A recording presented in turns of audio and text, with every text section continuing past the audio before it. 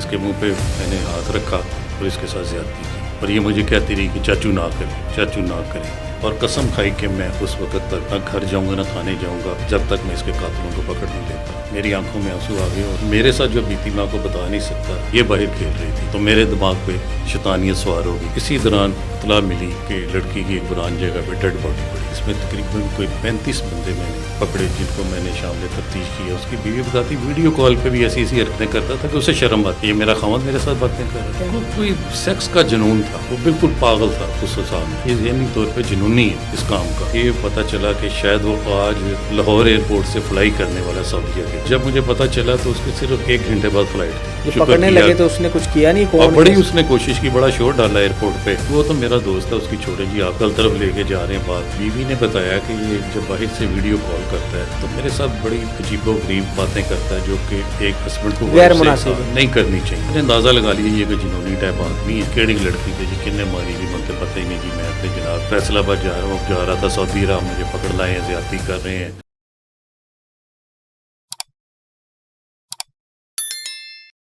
السلام علیکم جی، میں ہوں حسنین چودھری اور ہمارے ساتھ موجود ہیں شیخ حماد اختر صاحب۔ اچھا سر، ایک 2018 میں جب الیکشن ہوئے تو پوری ری شفلنگ ہوئی، مطلب لاہور کے پولیس والے فیصل آباد، مطلب پنجاب کے دیگر علاقوں میں چلے گئے، دوسرے لاہور میں آ گئے۔ تو آپ کی پوسٹنگ ہوئی تھی فیصل آباد سمن آباد تھانے میں، تو اس میں ایک بچی اغوا ہوئی تھی اس وقت، تو اس کو مرڈر کر دیا گیا تھا۔ تو کیا وہ کیس کیا تھا، کس طرح اس کو آپ نے جو ہے نا وہ مطلب ٹریس کیا اس وقت؟ جی حسنین صاحب، یہ بھی عجیب موقع آیا تھا زندگی میں کہ الیکشن میں نہ ہمارا کوئی مسئلہ نہ کچھ، اور ہمیں فیصل آباد بھجوا دیا گیا۔ وہ آپ کی پہلی پوسٹنگ تھی فیصل آباد، نیا علاقہ، نئی جگہ، نیا علاقہ، نئے لوگ، اور وہ علاقہ بھی ماشاءاللہ اس کو بڑا سیاسی طور پہ بڑا بیزی علاقہ تھا۔ فیصل آباد ایک بڑا رانا ثناء اللہ صاحب کا رہائشی علاقہ تھا، تو وہاں پہ میری پوسٹنگ ہو گئی بطور SHO۔ تو بڑے بور دن گھر سے دور، بڑی مشکل سے وقت گزرا تھا، لیکن ظاہری بات ہے لاہور کی اور دوسرے شہروں کی جو پولیسنگ ہے وہ ڈیفرنٹ ہے، بڑی ورکنگ سٹائل بھی ڈیفرنٹ ہے، کافی ڈیفرنٹ ہے۔ وہاں مطلب 11 بجے بالکل سناٹے ہو جاتے تھے رات کو، جبکہ لاہور میں آپ کو پتہ دیر رات کو چڑھتا ہے، تو یہاں تو 2 بجے تک ہم گشت کرتے رہے، 11 بجے تک سکون ہو جاتا تھا۔ لیکن پھر بھی ٹف تھا الیکشن کے حوالے سے، کیونکہ جگہ جگہ جلسے جلوس، یہ حالات ایسے تھے، بڑا ٹف تھا۔ اور اس ٹف پہ ایک نیا کام ہو گیا جی۔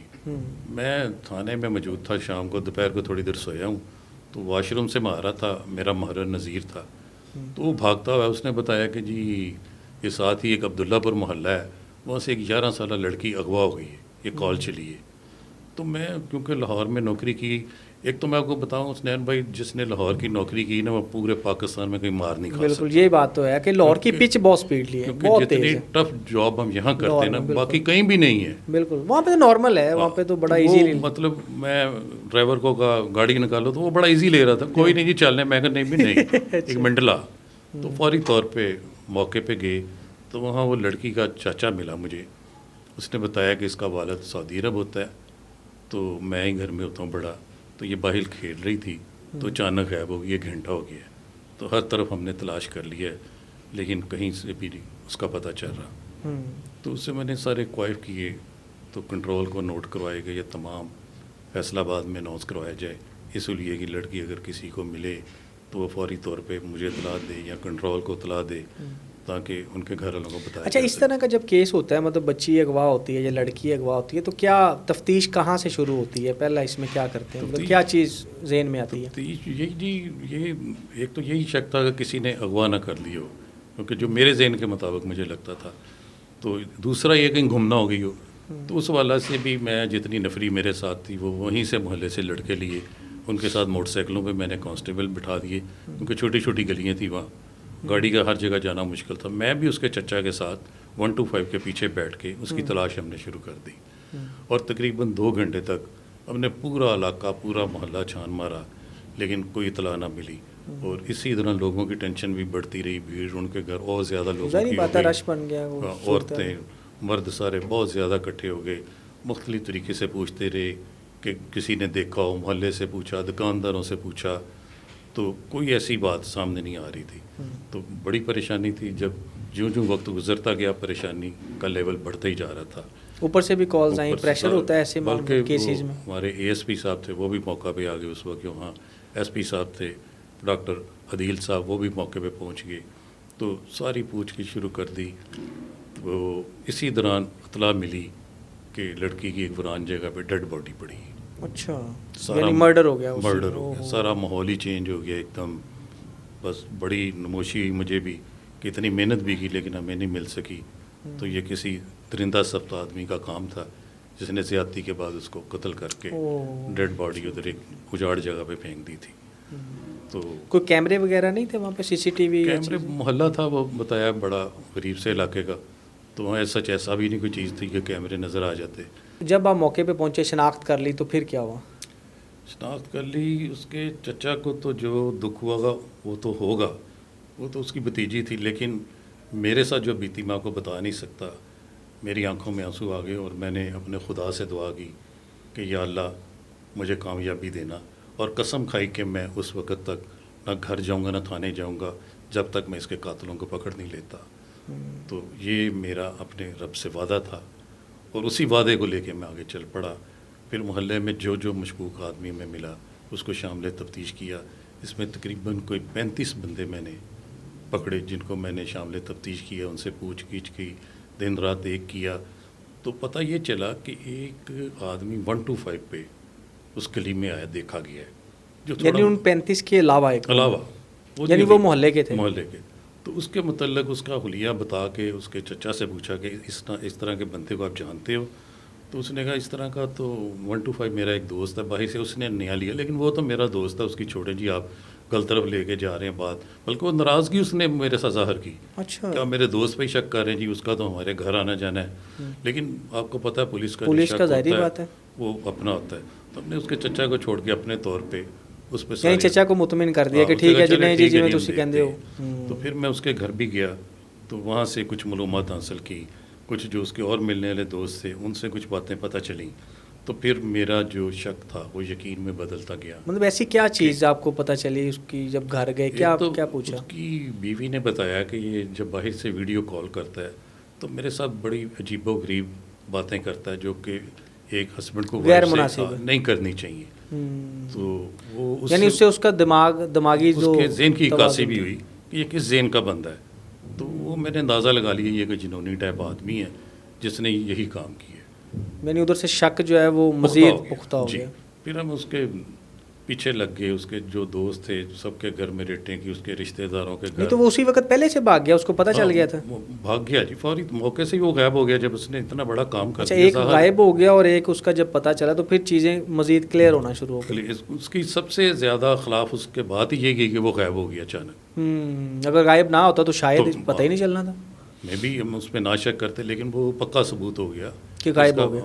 بھاگ جانا ہی اس کا مجرم ہونے کی نشانی ہے. اور وہ سعودی عرب واپس بھی اس نے جانا تھا, مطلب یہ بھی ایک بڑی آگے کے پاسپورٹ. پھر یہ پتہ چلا کہ اس کی بیوی سے کہ پاسپورٹ بھی وہ لے گیا گھر سے. اس سے مزید ہمارا شک پختہ ہوا کہ یہ تو پھر تو مزید الرٹ ہو گئے کہ وہ کہیں باہر ہی نہ نکل جائے, ٹکٹ کرائے اور پھر پکڑنا مشکل ہو جانا تھا. تو پھر وہ اپنے طور پہ ہم لگے رہے. تو ایک ویران گھر میں سے اس کی موٹر سائیکل بھی میں مل گئی 125 نیا بغیر نمبر کے. تو وہ پھر تو پکا یقین ہو گیا نا کہ کوئی بھی بندہ اپنی نئی موٹر سائیکل پھینک کے تو نہیں جاتا. بالکل صحیح. تو یہ پھر ساری بات سمجھ میں آ گئی کہ یہ ہوا کیا ہے. پھر اس کے پیچھے لگ گئے. پھر مجھے اچانک جب ہم نے وہاں پہ بندے چھوڑے ہوئے تھے تو یہ پتہ چلا کہ شاید وہ آج لاہور ایئرپورٹ سے فلائی کرنے والا سعودیہ کے لیے. اچھا, یہ بھی پتہ چل رہا؟ یہ بھی. اور جب مجھے پتہ چلا تو اس کے صرف 1 گھنٹے بعد فلائٹ تھی. تو وہ بڑا مشکل تھا ہمارا اس طرف تک پہنچنا. تو میں نے پھر نہیں, اس کا آپ نے بلاک نہیں کروایا, کسی کو کہا نہیں؟ وہی میں بتا رہا ہوں نا آپ کو. وہ ڈی آئی صاحب کو بتایا, انہوں نے فوری طور پہ پھر ایف آئی اے سے رابطہ کیا اور وہاں پہ اطلاع دی. اس کی فوٹو میرے پاس آ گئی تھی, فوٹو بھی اس کی بھجوا دی اور بھی اس نام کا بندہ کہ یہ باہر نہ جائے وہاں پہ لکھوا دیا.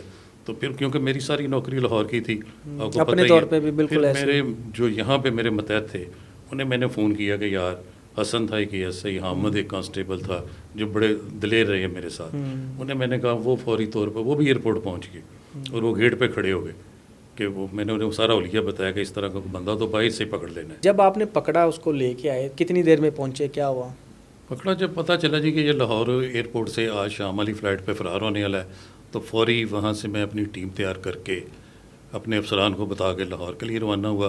تب تک انہوں نے ایئرپورٹ پہ بھی اطلاع کر دی تھی کہ اس حلیہ کا آدمی سعودی عرب نہ جائے. تو ہم پہنچ گئے ایئرپورٹ پہ میں نے ناکہ بندی کر لی. جیسے میں نے بتایا کہ میرے کچھ لاہور کے متحد تھے وہ بھی وہاں پہنچ گئے ہوئے تھے، ان کو بھی پیچھے کھڑا کر دیا. تو ابھی وہ جب انٹر ہوا پارکنگ سے اندر، کسی میرا پرائیویٹ ٹیکسی میں آیا تھا، اتر کے اندر آنے لگا تو مجھے وہیں سے انہوں نے فون پہ بتا دیا کہ سلیے گا ایک بندہ آ رہا، آپ بھی چیک کر لیں. تو جب آگے آیا میں نے دیکھا تو وہ تصویر سے بالکل ملتا جلتا وہی آدمی تھا. وہاں سے ہم نے اسے پکڑا اور جب پکڑنے لگے تو اس نے کچھ کیا نہیں؟ اور کون بڑی اس نے کوشش کی، بڑا شور ڈالا ایئرپورٹ پہ کہ جی میں نے سیکورٹی فورسز آ گئی.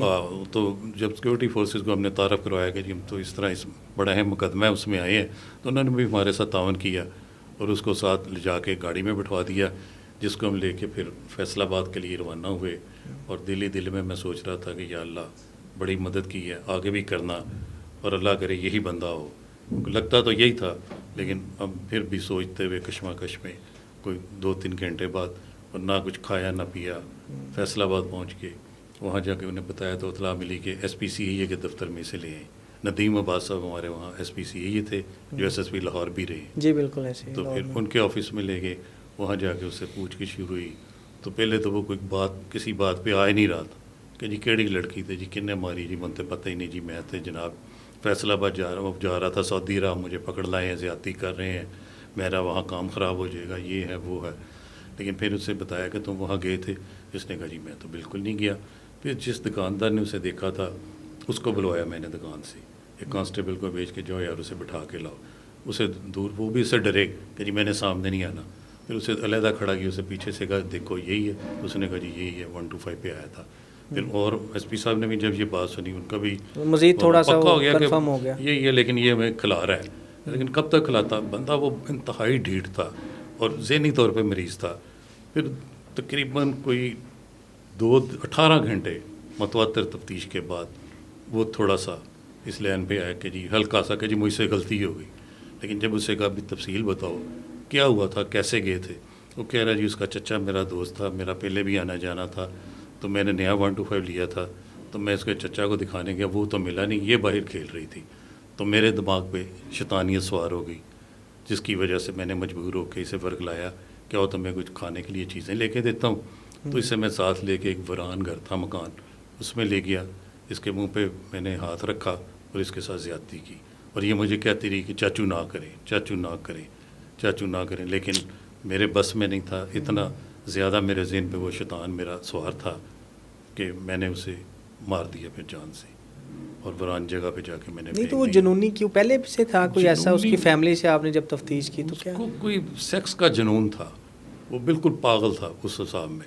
جب اس کی بیوی سے بھی کچھ باتیں ایسی جو میں آن ایئر آپ کو نہیں بتا سکتا، جو اس کی بیوی نے مجھے بتائی تھی، تو اس سے یہ پکی بات تھی کہ یہ ذہنی طور پہ جنونی ہے اس کام کا.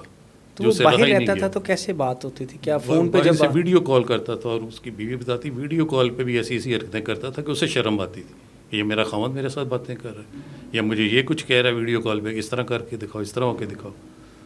تو وہ بالکل ذہنی طور پہ جنون تھا اس کو اس کام کا. تو جب یہ واقعہ ہوا تھا وہ بیوی سے بھی لڑا ہوا تھا، 2-3 دن اس سے بھی لڑا رہا. تو اس جنون میں اس نے جا کے یعنی بیوی کو بھی شک نہیں ہوا کہ ایسا یہ کر سکتا ہے؟ یا بیوی کو شک تو تھا، لیکن ظاہر اس کا خاوند تھا، وہ اپنے منہ سے تو نہیں بتا سکتی کہ اس نے کہ یہ بھی کام کیا ہوگا. لیکن اس کی باتوں سے ہمیں اندازہ ہو گیا تھا کہ یہ کچھ بھی کر سکتا ہے، یہ ایسا گنونا کام یہ کر سکتا ہے. تو جب اس کی باتیں سنی تو دل تو کیا کہ اگر میرے بس میں ہوتا تو اسے میں وہیں مار دیتا. لیکن مجبوری تھی، قانون کی وردی پہنی تھی، اس لیے قانونی کارروائی اس کے متعلق جو بنتی تھی وہ کی. تو پھر اس کو سزا دلائی، چلان پیش کیا، چلان عدالت کر دی. Thank you.